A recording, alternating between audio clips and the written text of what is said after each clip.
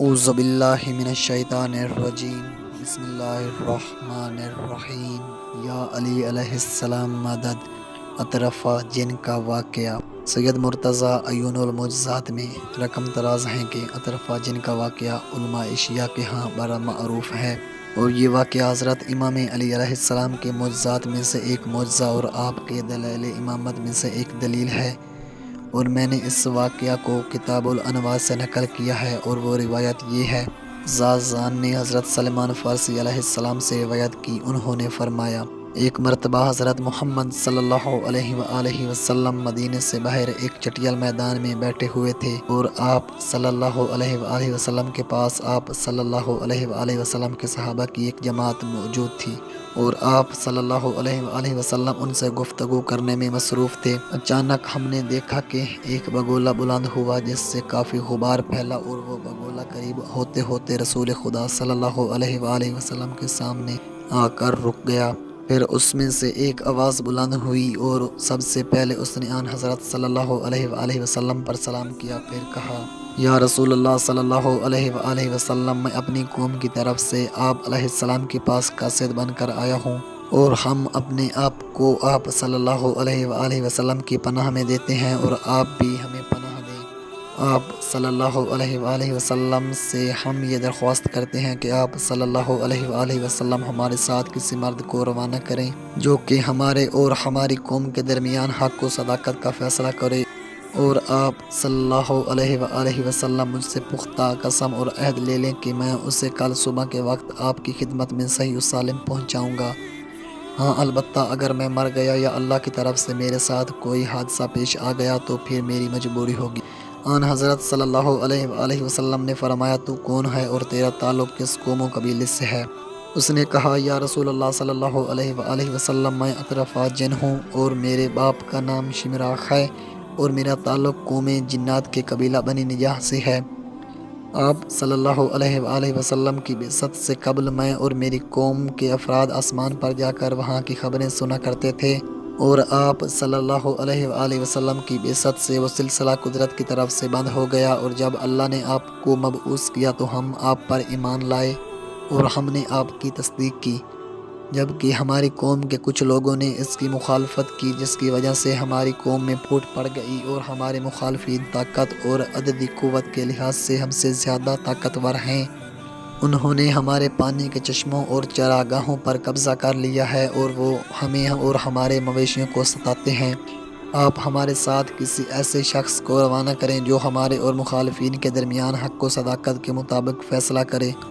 رسول خدا صلی اللہ علیہ وآلہ وسلم نے فرمایا تم ہمیں اپنی شکل و صورت تو دکھاؤ۔ حضرت سلمان فارسی علیہ السلام کہتے ہیں کہ پھر اس نے اپنی صورت ہمیں دکھائی۔ اس کے پورے بدن پر بال ہی بال تھے، اس کی آنکھیں بڑی لیکن سیدھی تھیں، اور اس کی آنکھیں پورے سر تک پھیلی ہوئی تھیں، اور اس کے دانت کسی درندے کی طرح۔ پھر حضرت محمد صلی اللہ علیہ وآلہ وسلم نے اس سے پختہ عہد لیا کہ وہ جس فرد کو بھی لے جائے گا اسے صحیح و سلامت واپس پہنچائے گا۔ جب جن ضروری قسمیں کھا چکا تو رسول خدا صلی اللہ علیہ وآلہ وسلم نے ایک شخص سے فرمایا تم اپنے ایمانی بھائی اطرفہ کے ساتھ جاؤ اور ان کے حالات کا جائزہ لے کر حق و صداقت پر مبنی فیصلہ کرو۔ اس شخص نے کہا یا رسول اللہ صلی اللہ علیہ وآلہ وسلم، یہ تو بتائیں کہ یہ لوگ رہتے کہاں ہیں؟ آن حضرت صلی اللہ علیہ وآلہ وسلم نے فرمایا یہ زمین کے نیچے رہتے ہیں۔ اس وقت اس شخص نے کہا یا رسول اللہ صلی اللہ علیہ وآلہ وسلم، میں بلا زمین کے نیچے کس طرح جاؤں گا، اور میں تو ان کی زبان بھی نہیں جانتا، اس لیے میں ان کے درمیان فیصلہ کیسے کروں گا؟ پھر آن حضرت صلی اللہ علیہ وآلہ وسلم نے دوسرے شخص کو خط جاننے کے لیے کہا تو انہوں نے بھی پہلے شخص کا سا جواب دیا۔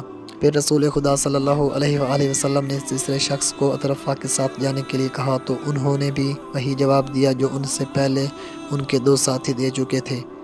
پھر رسول خدا صلی اللہ علیہ وآلہ وسلم نے حضرت امام علی علیہ السلام کو طلب کیا، اور آپ صلی اللہ علیہ وآلہ وسلم نے ان سے فرمایا حضرت امام علی علیہ السلام تم اپنے ایمانی بھائی اطرفہ کے ساتھ جاؤ اور وہاں کے حالات کا جائزہ لے کر ان میں حق و صداقت کا فیصلہ کرو۔ حضرت امام علی علیہ السلام نے تلوار حمائل کی اور اطرفہ کے ساتھ چل پڑے۔ حضرت سلمان فارسی علیہ السلام کا بیان ہے کچھ دیر تک میں ان کے پیچھے چلتا رہا۔ حضرت امام علی علیہ السلام نے مجھ سے فرمایا اے ابو عبداللہ، خدا تیری سعی پر تجھے جزائے خیر عطا فرمائے، تم واپس لوٹ جاؤ۔ میں وہاں رک گیا اور انہیں جاتے ہوئے دیکھتا رہا۔ پھر میں نے یہ منظر دیکھا کہ زمین پھٹ گئی اور وہ دونوں اس میں داخل ہو گئے۔ یہ منظر دیکھ کر مجھے حضرت امام علی علیہ السلام کے جان کے تلف ہونے کا اندیشہ ہوا اور مجھے اس پر سخت قلق پہنچا۔ الغرض رات گزر گئی اور رسول اکرم صلی اللہ علیہ وآلہ وسلم نے لوگوں کو فجر کی نماز پڑھائی۔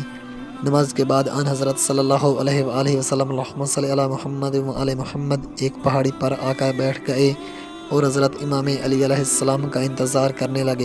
آپ صلی اللہ علیہ وآلہ وسلم کے اصحاب بھی آپ صلی اللہ علیہ وآلہ وسلم کے گرد جمع ہو گئے، مگر حضرت امام علی علیہ السلام نہ آئے، یہاں تک کہ سورج ڈل گیا اور لوگوں نے طرح طرح کی بولیاں بولنا شروع کی۔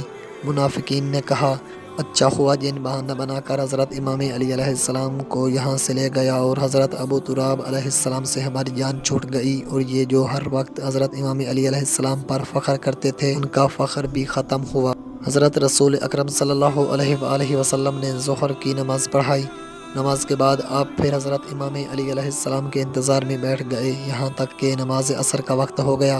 رسول خدا صلی اللہ علیہ وآلہ وسلم حضرت امام علی علیہ السلام کے نہ آنے پر پریشان ہوئے۔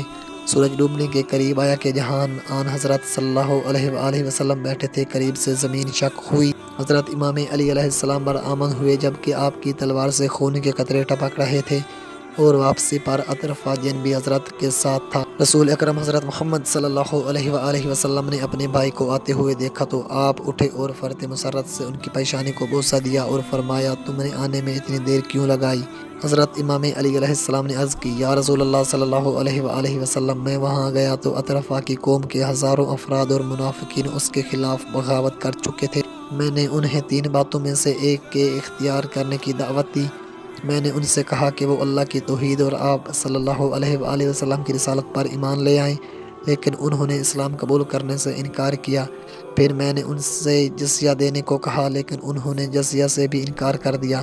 پھر میں نے انہیں کہا کہ وہ اطرفہ اور ان کی قوم کے ساتھ مصالحت کر لیں، اور مصالحت کے طور پر وہ کچھ پانی کے چشمے اور کچھ چراگاہیں اطرفہ اور اس کی قوم کے حوالے کر دیں، لیکن انہوں نے اس سے بھی انکار کیا۔ چنانچہ مجبوراً تلوار کا سہارا لینا پڑا اور ان سے شدید جنگ کی، چنانچہ 80,000 افراد قتل کیے۔ جب انہوں نے اپنی اتنی بڑی بربادی کو دیکھا تو مجھ سے امان و صلح کی درخواست کی، پھر وہ ایمان لائے اور میں نے ان کے اختلاف ختم کرائے۔ اب ان معاملات سے فراغت پا کر آپ صلی اللہ علیہ وآلہ وسلم کی خدمت میں حاضر ہوا ہوں۔ اطرفہ جن نے کہا، یا رسول اللہ صلی اللہ علیہ وآلہ وسلم، اللہ تعالیٰ آپ کو اور امیر المؤمنین حضرت امام علی علیہ السلام کو ہماری مدد پر جزائے خیر دے۔ اللہم صلی علی محمد وعلی محمد وعجل فرج آل محمد وقائم آل محمد۔